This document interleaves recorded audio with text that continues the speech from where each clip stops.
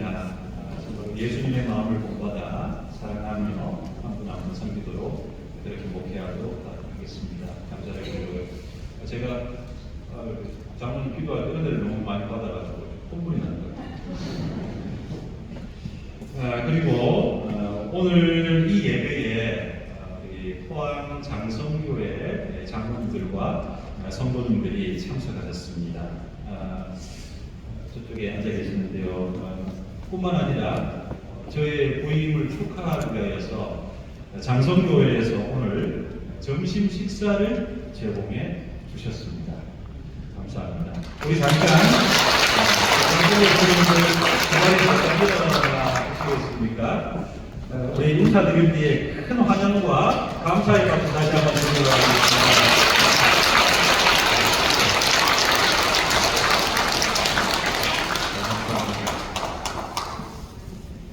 교회는 묻자고 이렇게 다 많이 해주셨습니다.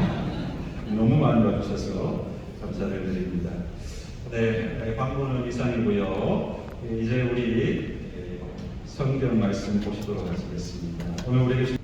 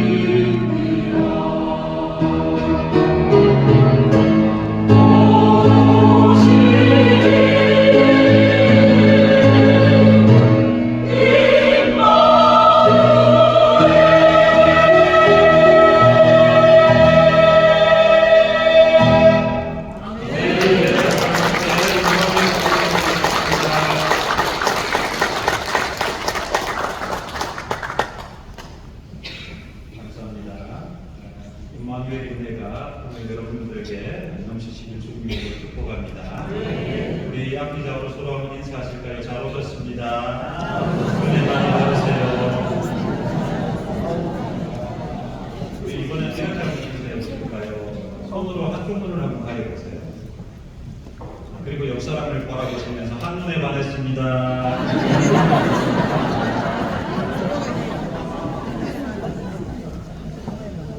저도 여러분을 보고 한눈에 반했습니다.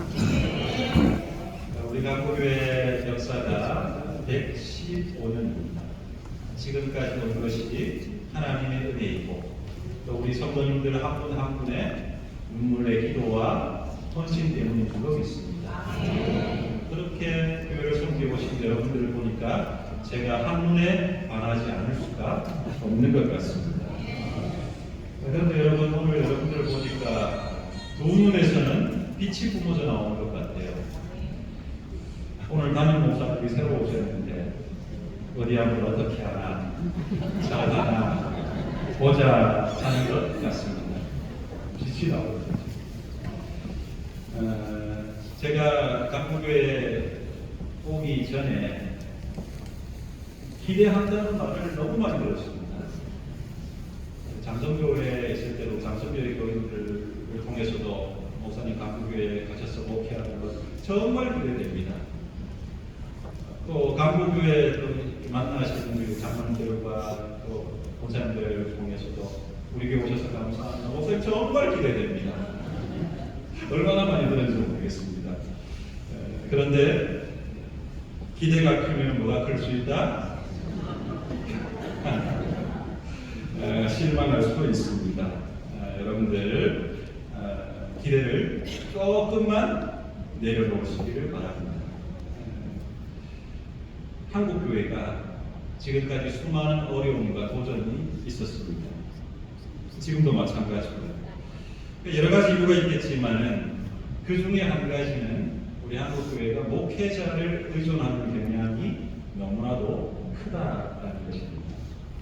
목회자가 잘하면 가만히 있어도 다 잘 된다, 부흥한다라고 여깁니다. 일면은 맞는 말이지만은 틀린 말이기도 합니다. 물론 목사님이 목회를 잘해야 합니다. 목사님은 성도를 잘 목양해야 합니다. 신앙의 방향도 잡아 주어야 합니다. 그러나 내 신앙, 내 가정, 내 자녀의 영적 성장을 전부 다 목사님에게 일임할 수는 없는 것입니다. 또 목사님이 다 책임져 줄 수도 없고요. 왜겠습니까? 신앙은 하나님과 나와의 1대1 관계에서 출발하는 것입니다. 그런 의미에서 저를 한번 따라해 주시면 감사하겠습니다. 내가 변화되어야지. 교회가 변화된다. 내가 살아야 가정이 산다.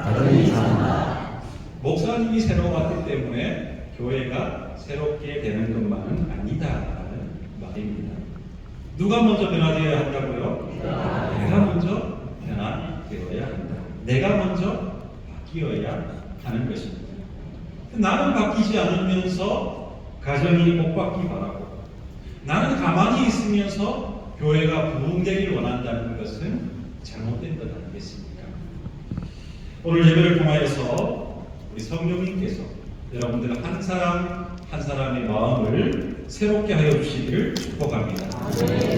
오늘 예배를 통하여서 조 목사, 김 집사, 이 집사가 변화되는 것이 아니라 나의 믿음이 성장하고 나의 성품이 변화되고 나의 삶이 변화되는 시간이 되시기를 주님의 이름으로 축복합니다. 오늘 말씀을 준비하는데 평상시 말씀을 준비할 때보다 약 30배는 더 힘들었습니다. 흰머리가 30배 정도 더 나는 것 같아요. 여기 보이십니까? 나가시면서 올리는.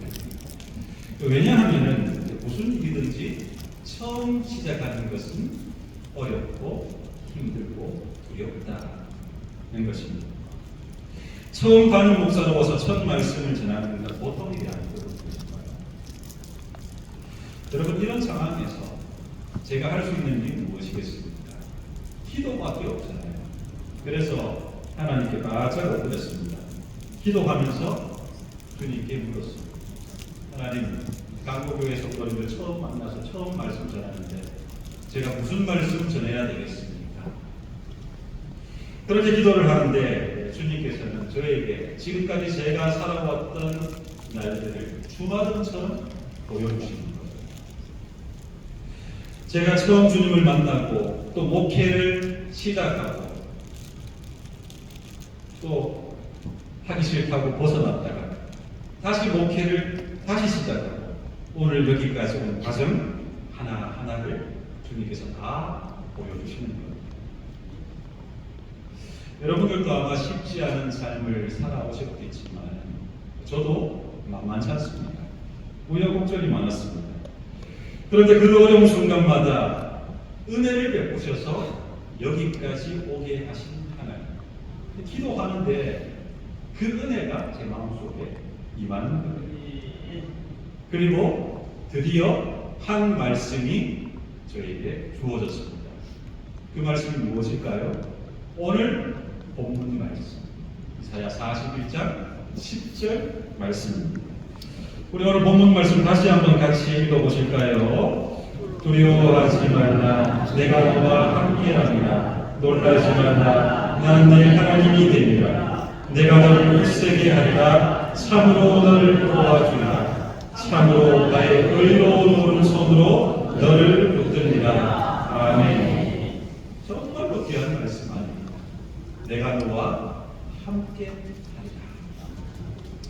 여러분, 하나님이 나와 함께 하신다고 합니다. 세상에 무엇보다 더 귀하고 감사한 일이 어디 있겠습니까?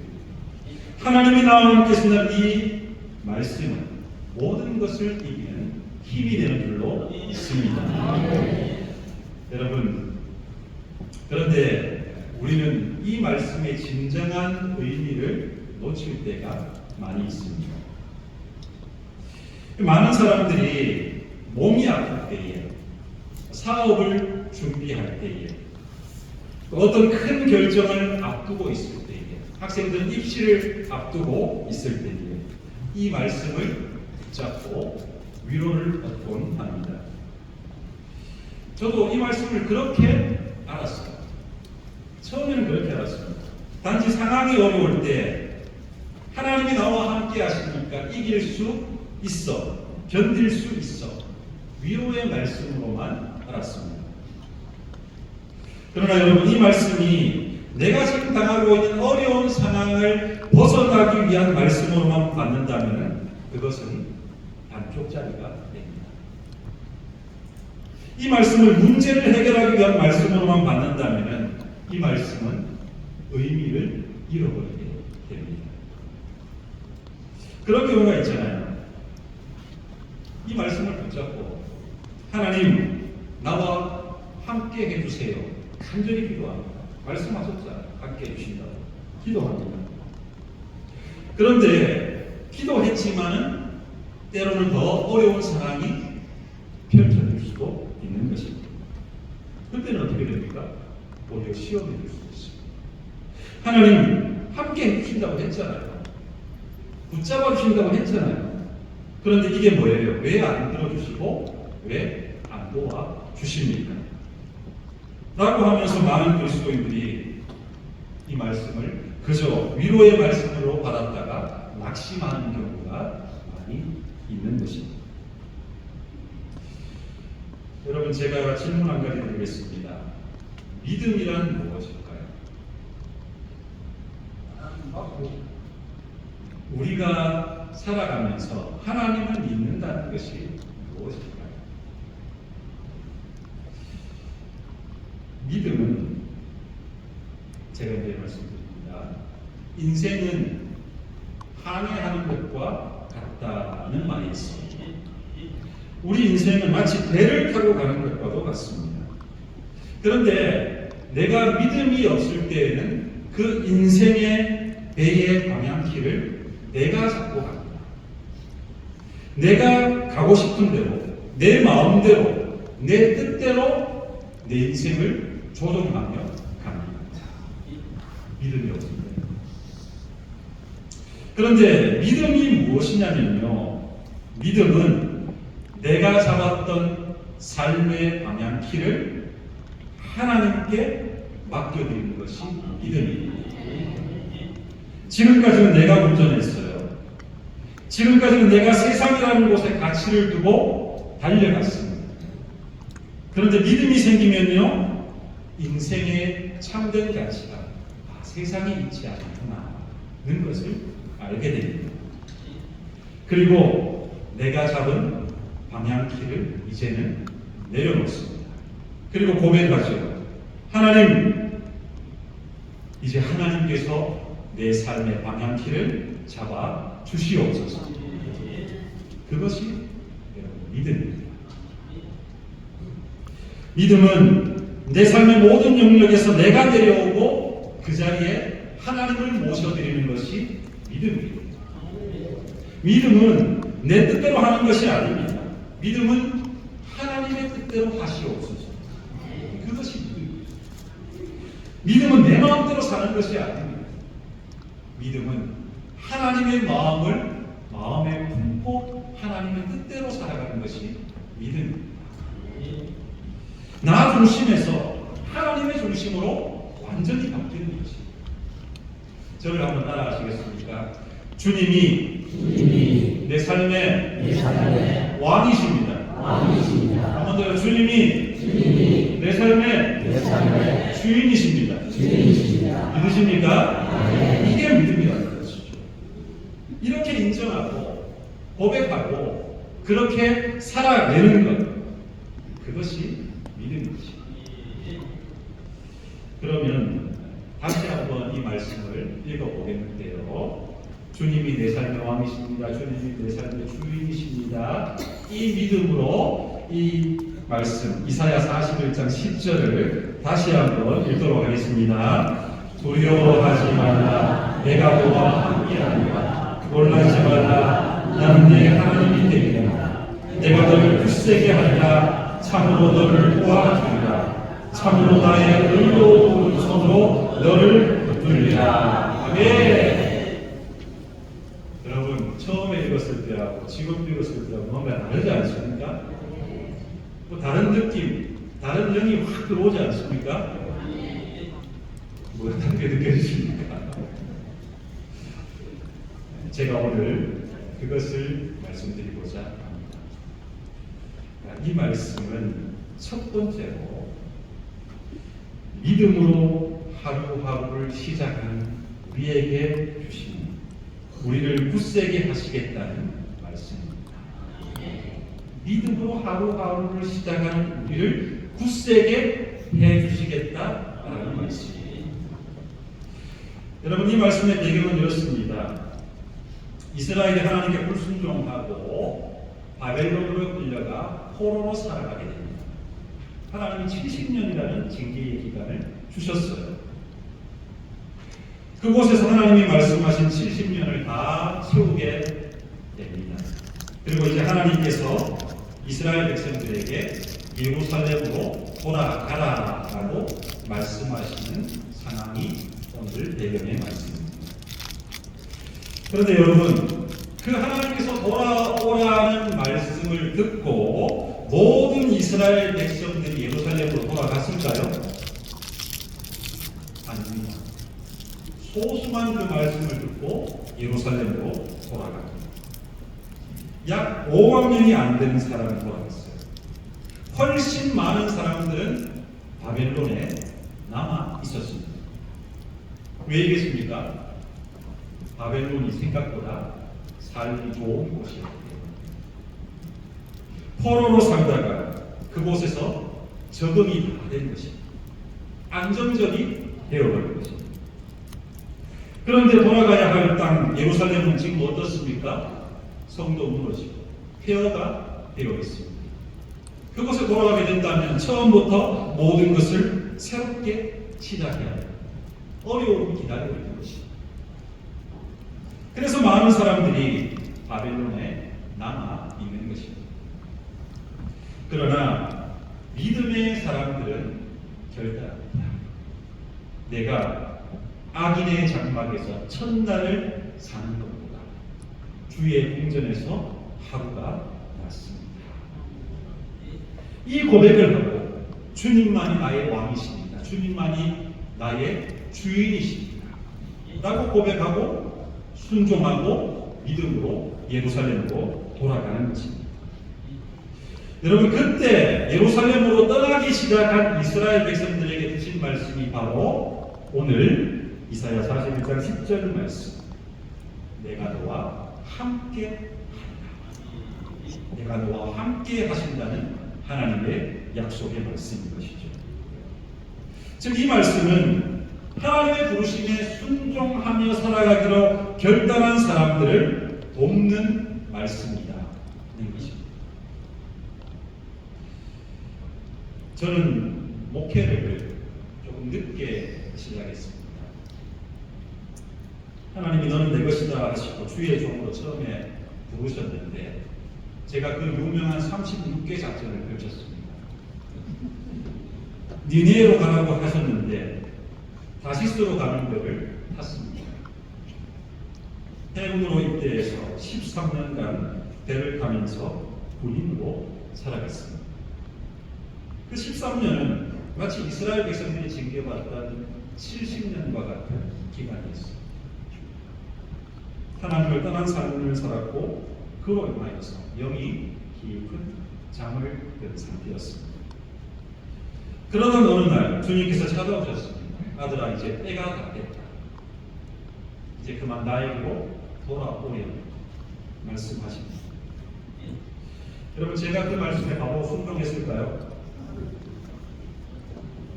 어떻게 그렇게 저를 찾아십니까? 망설였습니다. 바로 순종하지 못했어요. 왜냐하면 바벨론이 너무 안정적입니다. 군생활이 너무 편한 거예요. 따박따박 월급 나오죠. 가라 하면 가고 오라 하면 오는 보아들도 너무나도 많았습니다. 안정적인 것입니다. 망설였어요. 그런데 여러분 그거 아시죠? 하나님이 작정하시면 그 누구도 막을 수가 없습니다. 하나님이 부르시면 거부할 수가 없어요. 이제 때가 차서 하나님이 저를 부르시는 은혜를 부으시는 거예요. 회개하게 하시고 다시 돌아와서 목회를 시작하셨습니다. 시작을 했는데 전도사부터 시작을 하는데 그럼에도 불구하고 두려운 마음이 드는 것은 사실이었습니다. 왜입니까? 늦게 목회를 시작했기 때문에 나이도 있고 아내도 있고 두 자녀도 있습니다. 또 그 당시에 두 자녀가 아픈 상태였습니다. 시작은 했지만 너무너무 두려운 것입니다. 믿음으로 순종했지만 두려워하는 저에게 주님께서 이 말씀을 주셨습니다. 두려워하지 마라. 내가 너와 함께하라. 놀라지 말라. 나는 네 하나님이니 내가 너를 굳세게 하겠다. 네가 목회를 다시 시작할 수 있도록 내가 너에게 힘을 주겠다. 너를 굳세게 하겠다. 내가 너를 통하여 일하겠다. 주님 말씀하셨습니다. 성도 여러분, 우리도 마찬가지입니다. 여기에 앉아있는 여러분 모두를 하나님께서 부르셨습니다. 그렇지 않습니까? 우리도 하나님의 부르심에 순종하여서 하루하루를 살아가는 사람입니다. 하루를 살아갈 때에 우리는 내 욕심, 내 고집, 내 생각, 내 의의를 내려놓아야 해요. 그리고 나에게 주어진 하나님의 사명과 비전을 품고 그 하루를 출발해야 합니다. 힘이 필요하지 않겠습니까? 세상살이가 얼마나 두렵고 힘듭니까? 힘이 필요한 것이죠. 여러분, 비행기가 기름을 언제 제일 많이 쓸까요? 출발할 때, 이륙할 때 비행기가 기름을 가장 많이 씁니다. 우리도 믿음으로 하루를 시작할 때 에너지가 필요합니다. 그 에너지가 무엇이겠습니까? 내가 너와 함께하리라. 이 말씀인 것입니다. 이 말씀은 믿음의 길을 걷기 시작하는 믿음의 하루를 시작하는 너를 내가 결코 혼자 두지 않겠다 약속하시는 그런 말씀을 믿으시기를 바랍니다. 그래서 이 하루도 살아갈 때에 여러분 매일 하루를 시작할 때에 나의 삶의 방향을 가장 먼저 하나님께 정조준을 하십니다. 그리고 하루를 시작할 때에 이 말씀을 읽으세요. 그리고 하나님으로부터 주어지는 삶의 에너지를 충전하시기를 바랍니다. 그렇게 하루를 시작한다면 주님이 우리와 함께 하시고 우리를 굳세게 하여 주실 줄로 믿습니다. 두 번째로 이 말씀은 우리가 믿음의 삶을 계속해서 살아갈 수 있도록 우리를 도와주시겠다라는 말씀입니다. 이스라엘 백성들 믿음의 결단을 하고 바벨론을 떠나서 예루살렘을 향해서 출발하게 됩니다. 그러나 끝난 것이 아니죠. 이제 시작입니다. 바벨론에서 예루살렘까지 약 2,000km의 먼 길이 기다리고 있는 것입니다. 당시 뭐 KTX가 있겠습니까? 고속버스가 있겠습니까? 걸어서 가야 합니다. 걸어서 그 먼 길을 가다 보면 먹을 것도 떨어지고 돈도 떨어지고 옷도 떨어지고 마음도 바닥에 떨어질 수가 있습니다. 그러면 후회되기도 하겠죠. 괜히 출발했다. 그냥 바벨론에 있을 거예요. 시작은 좋았지만 현실은 녹록치 않더라는 것입니다. 오늘 부임설교이기 때문에 제가 제 얘기를 조금 더 해도 되겠습니까? 제가 목회를 이제 다시 시작하니까 제 앞에 꽃길이 펼쳐졌을까요? 되게 어렵습니다. 맞습니다. 제가 목회를 다시 시작을 했는데 무지막지한 풍파가 불어오기 시작했습니다. 오늘 말씀처럼 예루살렘으로 향하는 이스라엘 백성들과 똑같은 상황이 펼쳐지는 것입니다. 먹을 것 떨어지고 돈 떨어지고 옷 떨어지고 아이들 아픈 것도 여전했습니다. 너무너무 어려웠습니다. 전도사 생활을 시작하는데 이게 사례비가 적어서 아내가 일을 할 수밖에 없는 상황입니다. 저희 아내가 앞에서 인사드렸는데 저희 아내는 호사롭게 자랐습니다. 거의 일을 안 하고 지냈어요. 그런데 본인의 아내로 결혼을 했는데 갑자기 사모가 되는 겁니다. 그것도 모자라서 일을 나갈 수밖에 없습니다. 또 두 아이는 집에 있고 그런 상황에서 아내와 아이들을 뒤로하고 매일 새벽마다 경산에 있는 신학교를 향해서 먼 길을 나서게 되어야 했습니다. 공부하고 자정이 가까이 늦게 들어올 때가 많았는데 그때마다 들어오면 간혹 잠든 아내와 아이들을 보면서 혼자서 눈물을 훔칠 때도 너무나도 많이 있었습니다. 정말 주저앉고 싶을 때가 있었고 정말 포기할 때가 있었습니다. 수시로 그런 마음이 들었어요. 그것이 약간 사랑이었습니다. 그런데 그때 하나님께서 주신 말씀이 있습니다. 참으로 너를 도와주리라. 참으로 너를 도와주리라. 주님 말씀하십니다. 힘들지만은 내가 도와줄게. 모자라지만은 내가 채워줄게. 눈물 나지만은 내가 눈물 닦아줄게. 정말 하나님의 놀라운 은혜로 그 모든 과정들을 하나님의 도우심으로 여기까지 오게 되어 제가 지금 이 자리에 부임 설교를 하고 있게 된 것입니다. 참으로. 여러분 참으로가 무슨 뜻일까요? 진짜로 확실하게 하나님이 진짜로 확실하게 도와주겠다. 여러분 우리 하나님 인생이 아니십니다. 인생이 아니다는 말은 거짓이 없는 분이시다. 하나님 작정하시면은 그 누구도 막을 수가 없어요. 하나님이 도와주시겠다고 작정하면은 아무리 해방해도 하나님의 도우심의 능력이 우리 가운데 임하게 될 줄로 믿습니다. 하나님의 말씀은 확실합니다. 그런데 여러분 참으로가 또 다른 뜻이 하나 있습니다. 참으로는 그 원어로 아프라는 뜻입니다.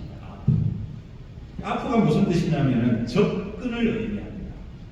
접근하다라는 뜻이에요. 참으로 접근한다. 그러니까 하나님이 나를 도와주시기 위해서 어떻게 하신다? 나에게 접근해 오신다라는 말씀. 어려운 상황 가운데서 우리 하나님은요, 여러분에게 더 가까이 하십니다. 힘든 상황에 우리 하나님은요, 여러분들에게 더 가까이 해주십니다. 그런데 여러분, 우리 하나님 여러분의 머리털까지도 다 세시는 분이십니다. 믿으십니까? 머리털도 세신다는 건 하나님이 전능하시다라는 뜻입니다. 그런데 여러분, 그것보다 더 큰 의미가 있어요. 그것이 뭐냐 하면, 머리털 하면 몇 개 빠집니까? 수십 개도 빠지고 100개, 수백 개도 빠질 수가 있겠죠. 또 다음 날 되면 또 수십 개 나고, 수시로 빠지고 수시로 납니다. 여러분, 그거 다 헤아리면 어떻게 해야 될까요? 어떻게 해야 될까요?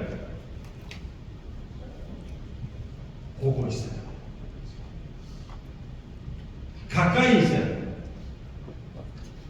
하나님이 우리의 머리털까지 다 세신다는 것은 하나님 우리 가장 가까운 곳에서 우리를 주목하고 계시고 우리를 도와주신다는 말씀입니다. 참으로 나를 도와주라. 너를 도와주라. 물질이 모자랄 때에 하나님 놀라운 은혜의 역사로 채워주셨습니다. 제가 나이 많아 사역지가 없을 때도 있었습니다. 그러나 참으로 너를 도와주리라. 참으로 가는 곳마다 사역지를 예비해 주셨습니다. 아이가 아플 때도 참으로 너를 도와주리라. 놀라운 하나님의 역사로 아이들을 회복시켜 주셨고, 지금 고1가 됐어요. 은혜가 감사를 드렸습니다. 사랑하는 성도 여러분, 여러분이 믿음의 길을 걸어가는 그 과정에 주님은 찾아오셔서 참으로 도와주심을 믿으시기를 바랍니다. 그래서 우리 돌아보면 안 돼요. 후회해서도 안 돼요. 이 말씀을 붙잡고 끝까지 믿음의 삶을 꿋꿋이 살아가시는 강구의 모든 권속들 되시길 주님의 이름으로 축복합니다. 마지막으로 이 말씀은 믿음의 결승선까지 하나님께서 끝까지 이끄시겠다는 말씀입니다. 우리가 믿음으로 출발해서 믿음으로 살아갈 때 하나님의 도움으로 살아간다. 그런데 살다가 보면 또다시 문제는 또 찾아옵니다. 또 낭망하게 될 때도 있다는 것이죠. 그것이 인생 아니겠습니까? 이스라엘 백성들도 예루살렘으로 이제 돌아와서 성전을 다시 건축하게 됩니다. 많은 도전이 있었지만 결국 성전을 다시 세웁니다. 그러나 그 성전이 어떻게 됩니까? 또 무너져내요. 나중에는 죄와 불순종으로 인하여서 나라가 망하기까지 합니다. 그런데 우리 하나님은 이스라엘을 포기하셨을까요? 포기하지 않으셨을까요? 하나님은 이스라엘을 놓지 않으셨어요. 이스라엘을 결코 포기하지 않으셨어요. 나라가 완전히 망했지만은, 완전히 없어진 줄 알았지만은 이스라엘이 2000년 만에 결국 나라를 재건시킵니다. 모든 역사가들, 모든 사람들이 이스라엘을 보고 기적 중에 기적이다라고 평가합니다. 누가 하신 일입니까? 하나님이 행하십니다. 그런데 여러분, 하나님께서는 왜 이스라엘을 이처럼 사랑하셨을까요? 왜 이스라엘을 이처럼 아직까지도 붙들고 계실까요? 저는 잘 모릅니다. 천국 가봐야지 알까요? 저는 천국 가서 하나님을 물어봅니다. 하나님 이스라엘을 왜 택하시고 왜 지금까지 이렇게 사랑하시나 물어봅니다. 우리는 몰라요. 그러나 우리가 알 수 있는 것 한 가지가 있습니다. 그것은 하나님은 택한 백성을 결코 버리시지 아니하신다는 것입니다. 저와 여러분들 택한 백성입니다. 믿으십니까? 하나님이 우리를 택하셨어요. 우리를 부르셨어요. 왜 불러신지는 몰라요. 왜 나 같은 이렇게 작고 연약한 사람을 불러주시는지는 다 알 수가 없습니다. 그러나 우리가 알 수 있는 한 가지 있습니다. 뭐라고요? 하나님께서는 우리를 놓지 않으시고 붙드신다는 것입니다. 언제까지요? 끝까지. 저희 딸이 지금 고2입니다. 고2. 아이들 학교 생활이 힘들죠. 고등학교 들어갈 때부터 입시 준비를 시작을 했습니다. 지금도 10시 가까이 돼서 집에 들어오고. 그래서 딸이 학교 갈 때마다 불렀던 찬양이 있습니다. 어떤 찬양이냐면 고단한 인생길 힘겨운 오늘도 라는 찬양. 아시죠? 이 찬양을 끝까지 부르면 좋은데 어디까지 부르냐면 제가 한번 불러보겠습니다. 기운이 축 처진 모습으로 어깨를 축 늘어뜨리고 이렇게 부르면서 학교 가는 거예요. 고단한 인생길 힘겨운 오늘도 딱 여기까지. 학교 갈 때마다 그러는 거예요. 제가 이제 그것을 보고 딸에게 말했습니다. 민아, 그 찬양 아빠가 너무너무 좋아하는 찬양인데 거기까지 부르면 어떨까요? 끝까지 불러야지. 힘들지. 학교 생활하면 어렵지. 아빠도 다 갑니다. 그러니까 아빠하고 한번 이 찬양을 함께 끝까지 한번 불러보자. 같이 불렀습니다. 고단한 인생길 힘겨운 오늘도 예수 늘 함께 하시네. 지나간 아픔도 마주갈 세상도 예수 늘 함께 하시네. 이 찬양을 같이 불렀어요. 인생길이 고단하지만 예수님이 늘 함께 하시고, 삶이 어렵지만은 예수님이 너와 함께 하십니다. 그때부터 딸아이가 은혜 받고 학교 갈 때 이 찬양을 끝까지 부르고 가는 거예요. 고단한 인생, 힘겨운 예수를 함께 하시고, 지나간 아픔도 마주할 세상도 예수를 함께 하시고.